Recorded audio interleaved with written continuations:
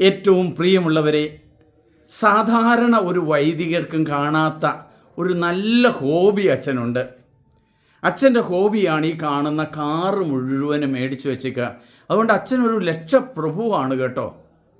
ഞാൻ അച്ഛനോട് ചോദിച്ചു, അച്ഛൻ ഇങ്ങനെ കാറ് മേടിച്ച് വെച്ചേക്കണേ, ഈശോയുടെ ഒരു വചനമില്ലേ, കുഞ്ഞുങ്ങൾ എൻ്റെ അടുക്കൽ വരട്ടെ, അവരെ തടയണ്ട എന്ന്. കൊച്ചു കുഞ്ഞുങ്ങൾ വരുമ്പോൾ അവർക്ക് ഒത്തിരി സന്തോഷമാണ്. ചില കാറുകൾ ഞാൻ എൻ്റെ കുഞ്ഞുങ്ങൾക്ക് എടുത്തു കൊടുക്കും. കരയുന്ന കുഞ്ഞിൻ്റെ കരച്ച് നിർത്താൻ നല്ലതാണ് അച്ഛാ, പ്രത്യേകിച്ച് ആൺകുട്ടികൾക്ക്. അങ്ങനെ മനോഹരമായ ഒരു അനുഭവം എനിക്ക് കിട്ടുന്നു. അതുകൊണ്ട് ഞാൻ കാറുകൾ, നല്ല കാറുകൾ കണ്ടാൽ, ചെറിയ ടോയ്സ് കണ്ടു കഴിഞ്ഞാൽ ഞാൻ വാങ്ങും. അത്രയും സന്തോഷമാണ്.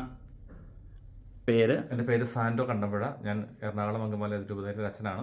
ഇപ്പോൾ പുഷ്പഗിരി പള്ളിയിൽ വികാരിയായിട്ട് സേവനം ചെയ്യുന്നു. 4-5 വർഷത്തോളമായി ഞാനിങ്ങനെ കാർ കളക്ഷൻസ് ആയിട്ട് ഞാൻ ഇത് ചെയ്യുന്നു. ഇതൊരു വളരെ ക്രേസ്, വണ്ടികളോട് ഭയങ്കര ഇഷ്ടമാണ്, ഒത്തിരി ട്രാവലിംഗ് ഇഷ്ടമാണ്.